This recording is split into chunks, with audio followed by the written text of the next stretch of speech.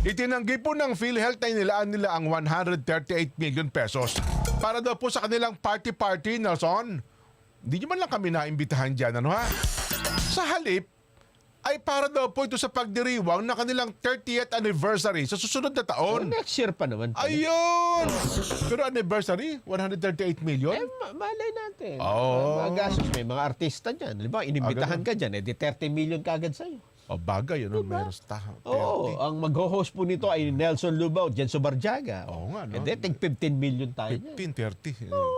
Mahal natin. Tapos sisingilin tayo ng tax yan, 16 million bawat isa. Abunado tayo 1 million.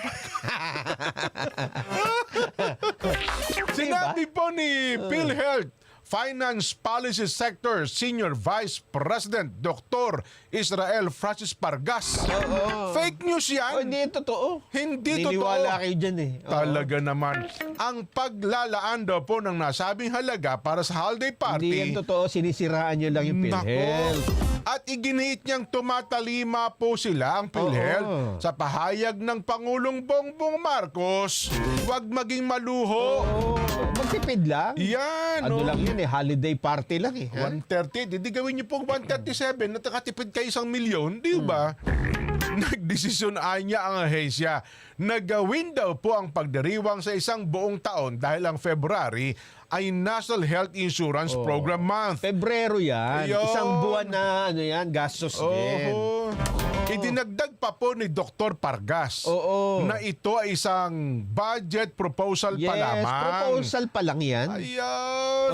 Para daw po sa mga aktibidad sa susunod na taon hinggil sa pagdiriwang na kanilang milestone anniversary. At hindi pa po ito naaprubahan. Siyempre kasi pagka maghahain ka ng project, tapos budget, lalakihan mo na. Totoo. Tapos titingnan nila, tama ba yung gastos nito? Yan, Ay ngayon, kung binabaan nila, at least tinamaan pa rin target na nila, no?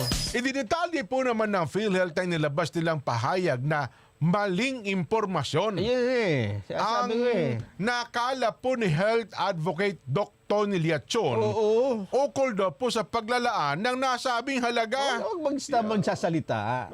Tingnan mo na mabuti yung mga nakukuhan dokumento. Kasi gustong-gusto rin ni Dr. Liachon maging DOH Secretary. Mukhang ba? lagi hindi na tutuloy. Ay, nako. Ay, ganun talaga buhay. Pag hindi sa'yo,